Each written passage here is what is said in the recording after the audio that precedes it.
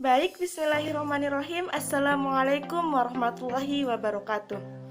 Baik, di sini kami dari kelompok 5 dengan nama kelompok yang pertama Paramita Putri sebagai pembuat PowerPoint atau PowerPoint Maker, dan yang kedua Rohimin sebagai pembuat makalah pada presentasi kali ini, dan saya sendiri sebagai pembuat video maker pada kelompok ini. Baik, langsung saja untuk optimalisasi waktu. Untuk mempersingkat waktu, langsung saja di sini kami dari kelompok 5 akan membahas tentang kurikulum. Ada 6 pokok bahasan di kurikulum, yaitu yang pertama pengertian kurikulum, yang kedua dimensi kurikulum, yang ketiga karakteristik atau konsep kurikulum, yang keempat komponen kurikulum, yang kelima fungsi kurikulum, dan yang terakhir atau yang keenam yaitu peranan kurikulum. Sebelumnya, apakah kita tahu apa itu kurikulum? Pasti kita sering mendengar di sekolah, di yayasan, ataupun dimanapun tentang kurikulum. Baik, jadi kurikulum itu adalah sejumlah rencana isi yang merupakan sejumlah tahapan belajar yang didesain untuk peserta didik dengan petunjuk institusi pendidikan yang isinya berupa proses yang statis ataupun dinamis dan kompetensi yang harus dimiliki. Selanjutnya, dimensi kurikulum. Apakah kurikulum dalam dimensi ide? Jadi, kurikulum dalam dimensi ide adalah sekumpulan ide yang akan dijadikan pedoman dalam pengembangan kurikulum selanjutnya. Selanjutnya, apakah kurikulum dalam dimensi rencana? Jadi, kurikulum dalam dimensi rencana adalah sebagai seperangkat rencana dan cara mengadministrasikan tujuan isi dan bahan pelajaran, serta sebagai pedoman penyelenggaraan kegiatan pembelajaran yang untuk mencapai tujuan pendidikan tertentu. Yang ketiga yaitu kurikulum dalam dimensi aktivitas. Apa sih itu kurikulum dalam dimensi aktivitas? Jadi, segala aktivitas dari guru dan siswa dalam proses pembelajaran di sekolah, itulah kurikulum dalam dimensi aktivitas. Baik, yang keempat yaitu kurikulum dalam dimensi hasil. Kurikulum dalam dimensi hasil adalah memperhatikan hasil yang akan dicapai oleh siswa agar sesuai dengan apa yang telah direncanakan dan yang menjadi tujuan kurikulum. Baik, selanjutnya yaitu tentang karakteristik kurikulum.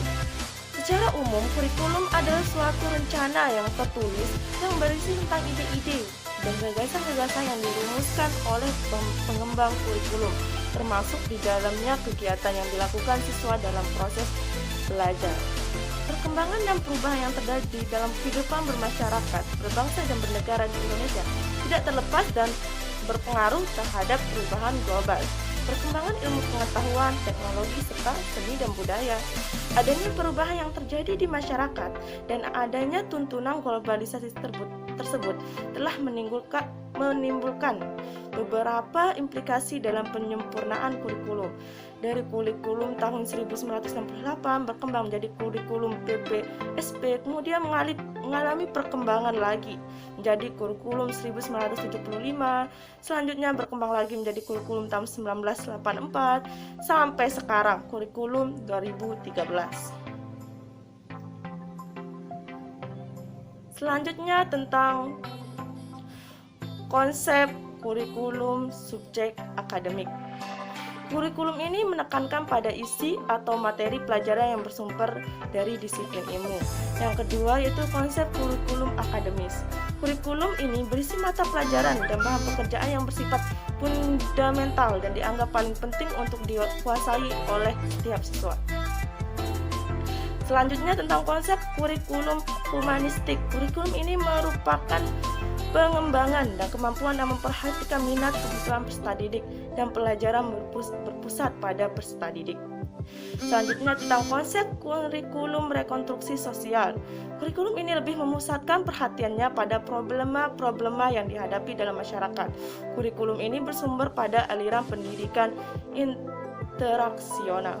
Selanjutnya kurikulum teknologi atau kompetensi. Kompetensi dapat didefinisikan sebagai pengetahuan, keterampilan, sikap, dan nilai-nilai yang diwujudkan dalam kondisi kebiasaan berpikiran dan berpikir dan bertindak. Selanjutnya tentang komponen kurikulum.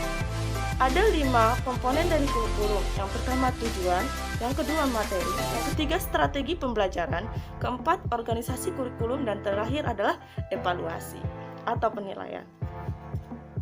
Selanjutnya tentang fungsi kurikulum. Fungsi kurikulum itu banyak, tapi di sini ada 6 fungsi khusus atau umum. Pertama, fungsi penyesuaian. Yang kedua, fungsi integrasi. Yang ketiga, fungsi diferensiasi. Lalu fungsi persiapan, fungsi pensiapan, dan fungsi diagnostik. Baik, selanjutnya tentang peranan kurikulum. Jadi di sini kurikulum mempunyai peran yang sangat penting di dalam dunia pendidikan. Semuanya tidak terlepas dari tuntutan kurikulum. Yang pertama tentang peranan konservatif.